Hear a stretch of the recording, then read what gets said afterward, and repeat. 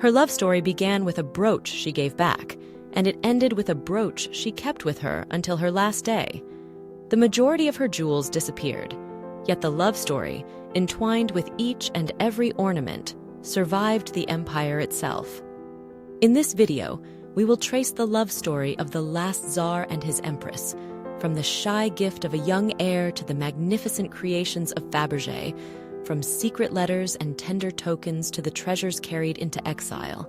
Each jewel opens a window into their devotion, and together they reveal a romance that endured through splendor, sorrow, and the fall of a dynasty. Before we begin, please support my channel by clicking on the like and subscribe buttons. Thank you. It all started in the glittering splendor of St. Petersburg in 1884.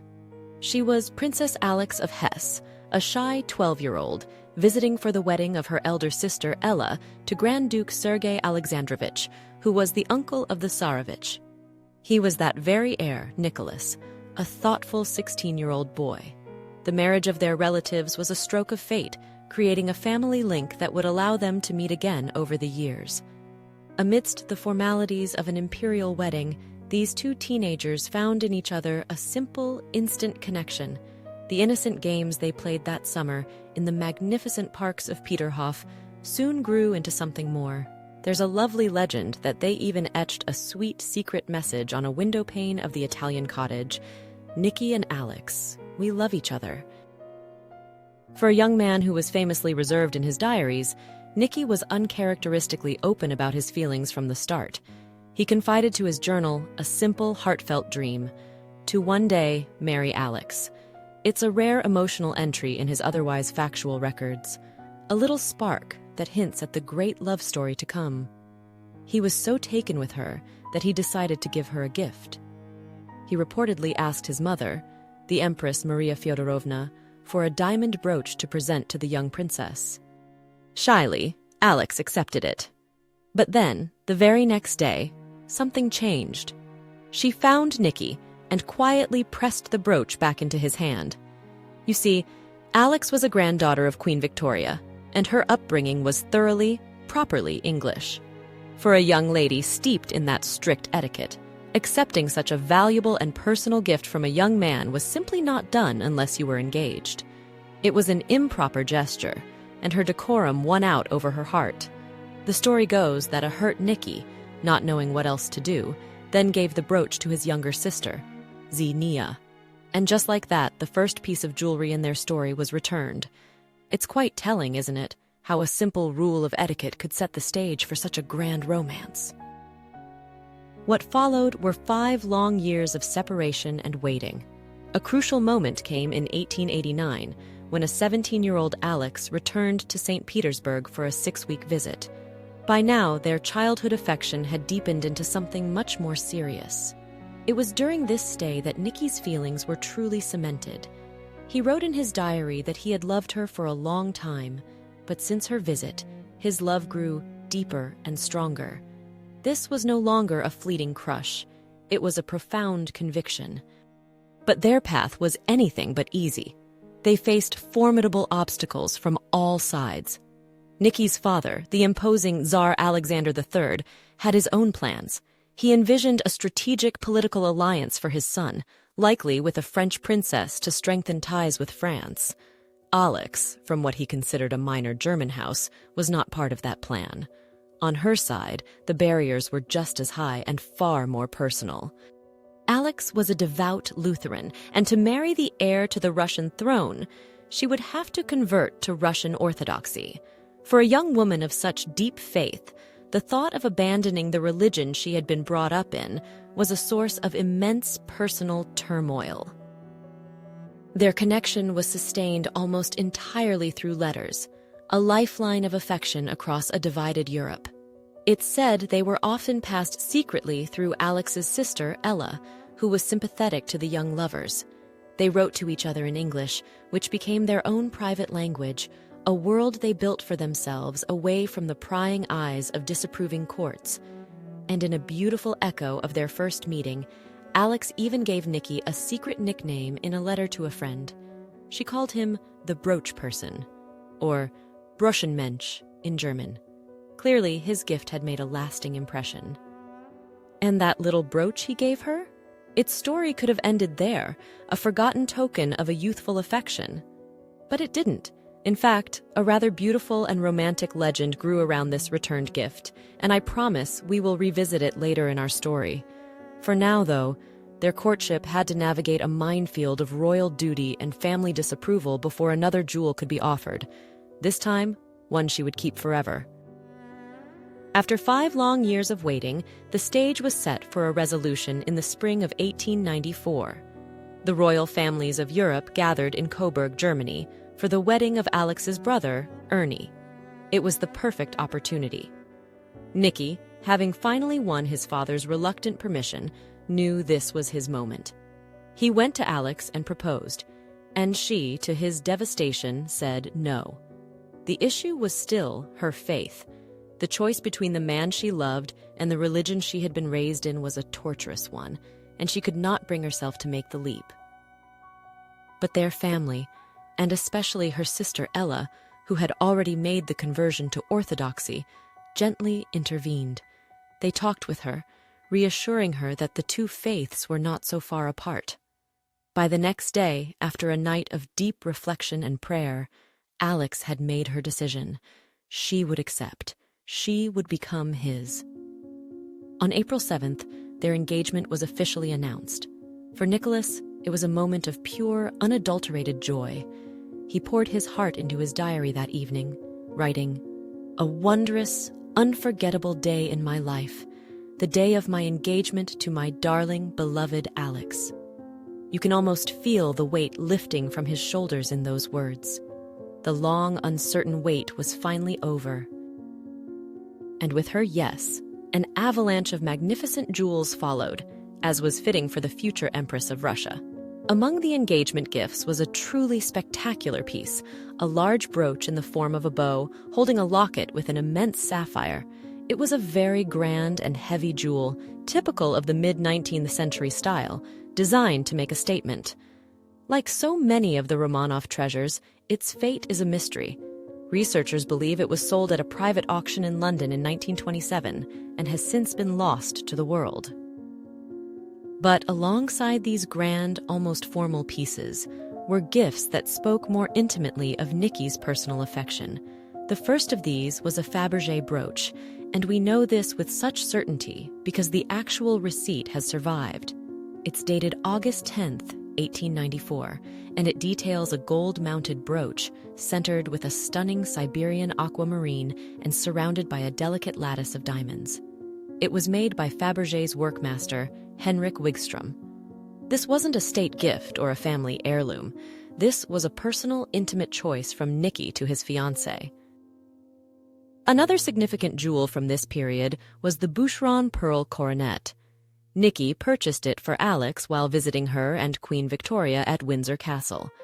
The purchase was made on July 17, 1894, a date that, with the chilling clarity of hindsight, was exactly 24 years to the day before their deaths.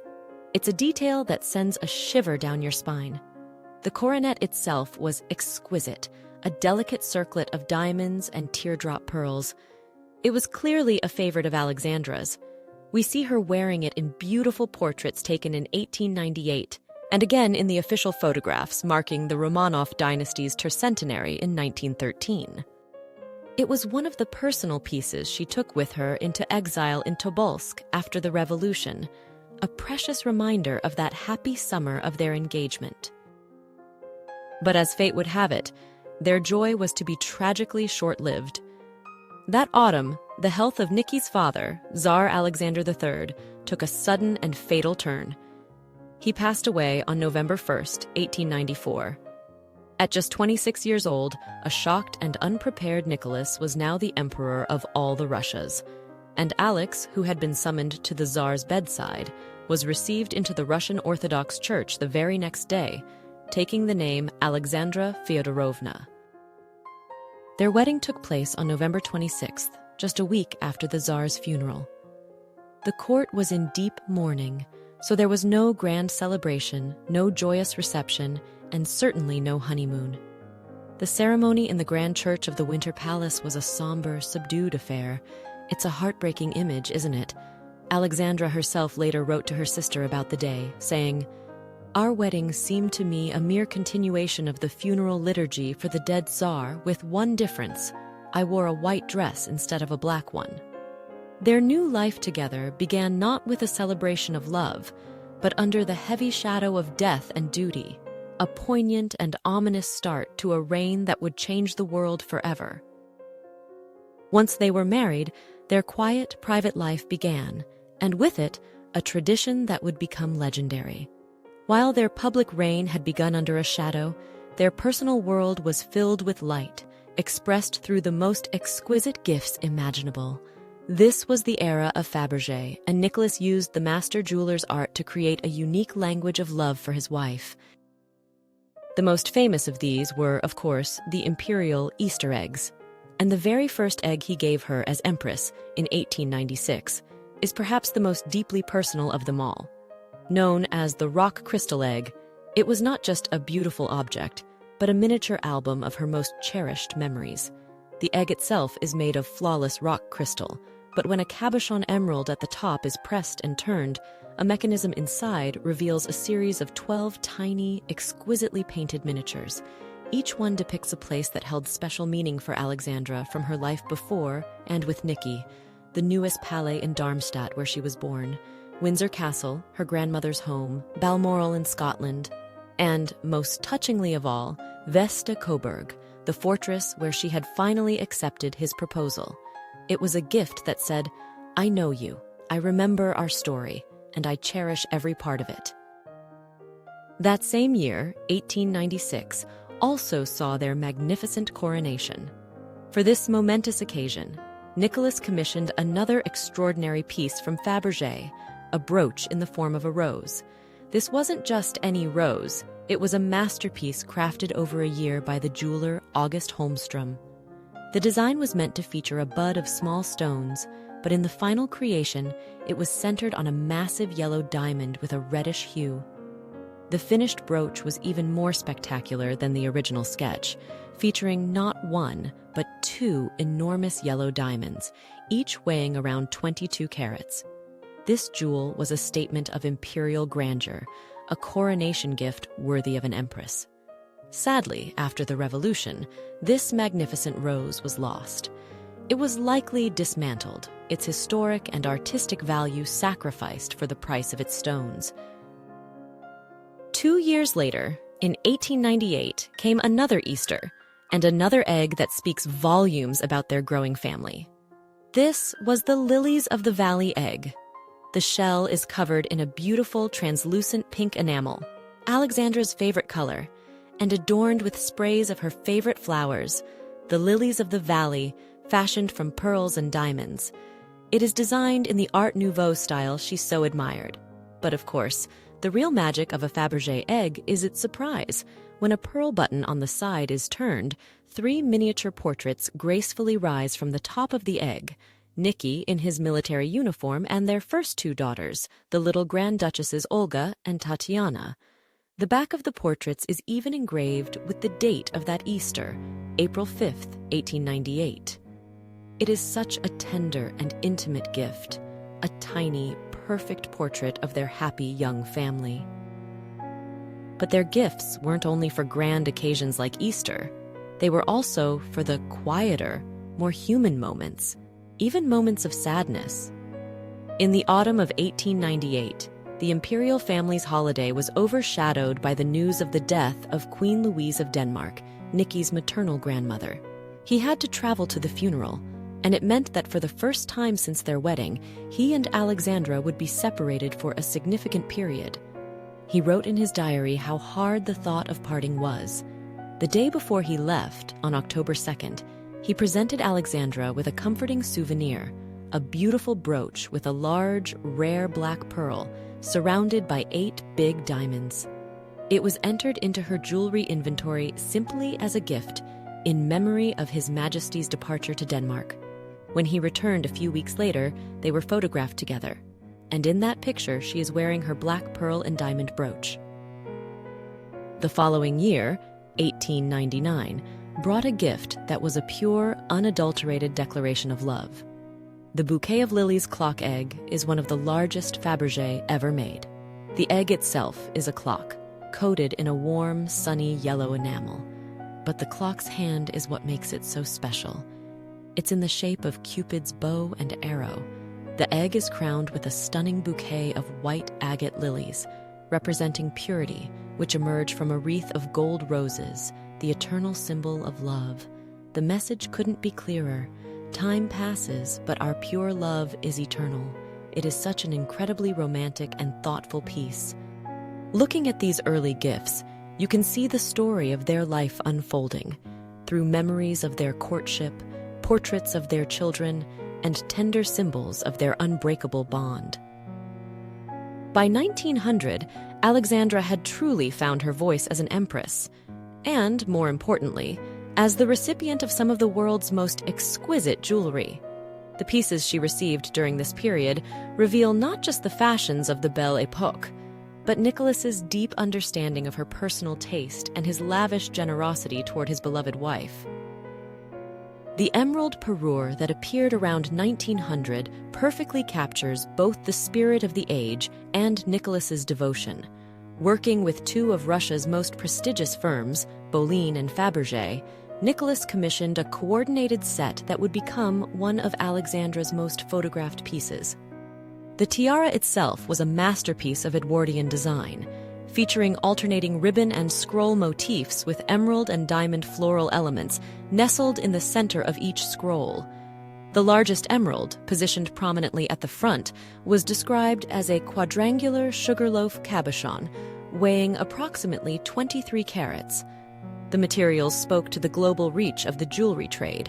Diamonds sourced from South Africa's newly discovered mines paired with emeralds from Colombia, giving the tiara its nickname, the Colombian tiara. The matching necklace, crafted by Sophia Schwann, featured the same ribbon and scroll designs.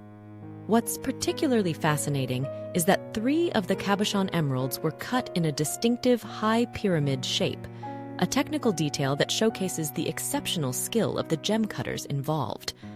When we see the colorized photographs from the 1922 Soviet inventory, we can only imagine how magnificent these pieces must have looked in their full glory. But emeralds weren't Alexandra's only passion during this period. In 1902, Nicholas developed what seems to have been quite an obsession with pink topaz for his wife.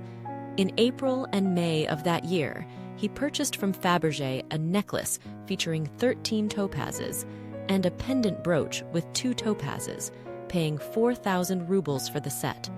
By Christmas, he had added a tiara with 5 topazes in the Louis XVI style, decorated with diamond bows and flowers. The most extravagant purchase of this period, however, was the pearl and ruby sautoir that Nicholas arranged through Alexandra's brother in 1900. The financial records are remarkably detailed. In October 1900, the Volga-Kama Commercial Bank was instructed to provide 80,000 German marks to the Grand Duke of Hesse. This was the largest single payout of personal money by Nicholas during his entire reign, not for loans or state donations, but for private purposes. By October 30th, a box arrived from Germany, sealed with 5 seals and described simply as a very valuable necklace. The finished piece was spectacular. A long sautoir of small pearls punctuated by 11 large rubies, studded with diamonds and smaller rubies, as the 1933 inventory described it. The 1933 Soviet evaluation placed the sautoir's value at 75,000 rubles, making it one of the most expensive pieces in Alexandra's personal collection. Yet, like so many of her treasures, its fate after the Tobolsk discovery remains completely unknown. While we've talked about grand emeralds and rare pearls, there's a particular gemstone that seems to have held a special place in Alexandra's heart: the aquamarine. Its light, ethereal blue was the perfect complement to the pastel fashions of the Edwardian era and the delicate enamels of her beloved Faberge pieces. It's a color that speaks of clarity and tranquility, and it's a theme that runs through some of her most personal and enduring jewels. And one of these aquamarine jewels, a piece we've already met, has one of the most remarkable survival stories of all. Do you remember the Faberge aquamarine and diamond brooch Nikki gave her for their engagement? Well, that brooch wasn't left behind. It accompanied the family into exile in Tobolsk. When the Bolsheviks finally uncovered the family's hidden treasures, that very brooch was among the inventoried items. Unlike so many other pieces that were dismantled and lost, this one somehow made its way out of Russia and eventually into the hands of the famed London jewelers, Wartsky.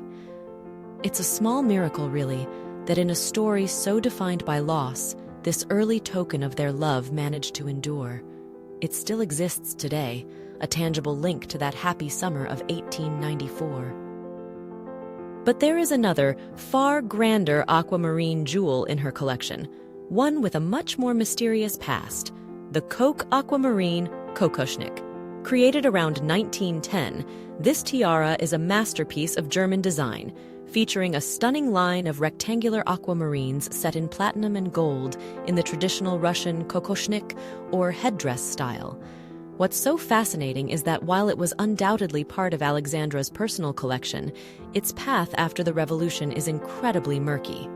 It doesn't appear in the detailed Soviet inventories, suggesting it left Russia through other, less documented channels. Its journey through the 20th century is like a game of whispers. It resurfaced at a Sotheby's auction in the 1980s. Then it seemed to vanish again, only to pop up in private sales at Christie's in 2014 and 2017. Today, this magnificent piece is believed to be in the care of the Albion Art Institute, a private collection. Its survival is a testament to the enduring allure of Romanov jewels, a ghost that continues to haunt the world's most exclusive auction houses. The sun-drenched world of Faberge eggs and grand parures could not last forever. As the First World War engulfed Europe, the glittering balls gave way to hospital wards, and the language of jewels was replaced by the quiet intimacy of letters exchanged between a frontline headquarters and a palace-turned-infirmary. Alexandra's daily correspondence from this period is incredibly revealing. In June of 1916, with Nicholas away, she wrote to him about her life, a mix of imperial duty and the mundane realities of wartime. She speaks of the weather, but also of a strange haze in the sky, wondering if it's from distant cannon fire. She describes in detail a difficult 50-minute operation on an old colonel in their hospital, recounting her fatigue from standing and passing instruments. It's this blend of the immense and the intimate that I find so moving. Their letters were their lifeline, a quiet space where they could be simply Nikki and Alex, even as their world was crumbling around them. And then, it did crumble. After the revolution, the family was sent into exile in Tobolsk, Siberia. In this harsh, uncertain captivity, Alexandra made a desperate decision to save her most personal treasures. She entrusted a significant part of her private jewelry collection to a small group of loyal followers, including a nun named Marfa. The jewels were secretly smuggled out of the house and hidden in 2 wooden vats and 2 glass containers, buried in the basement of a trusted citizen. It was a secret kept under a vow of silence. For 15 years, the secret held.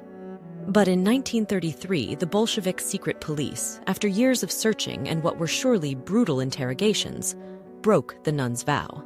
The hiding place was revealed, and a portion of the treasure was unearthed. An inventory was made of 154 items, each one photographed and valued before disappearing.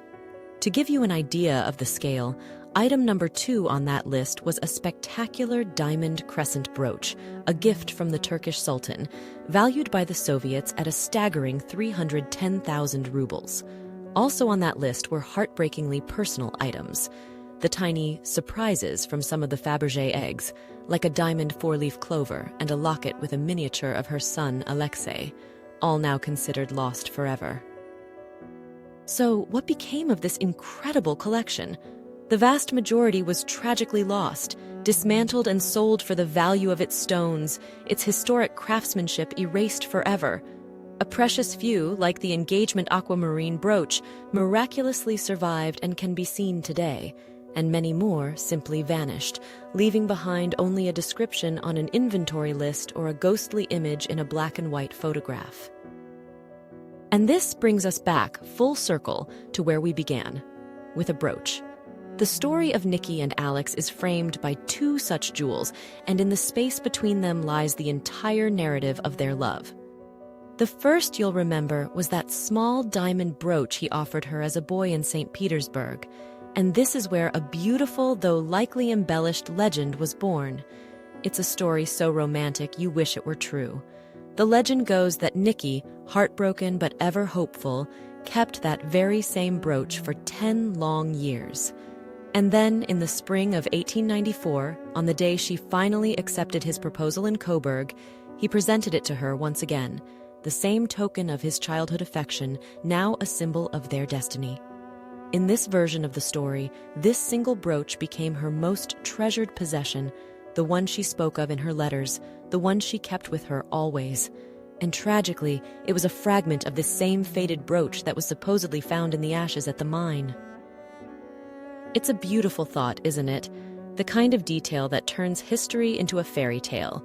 But the truth, as is often the case, is probably a little less cinematic, yet no less touching.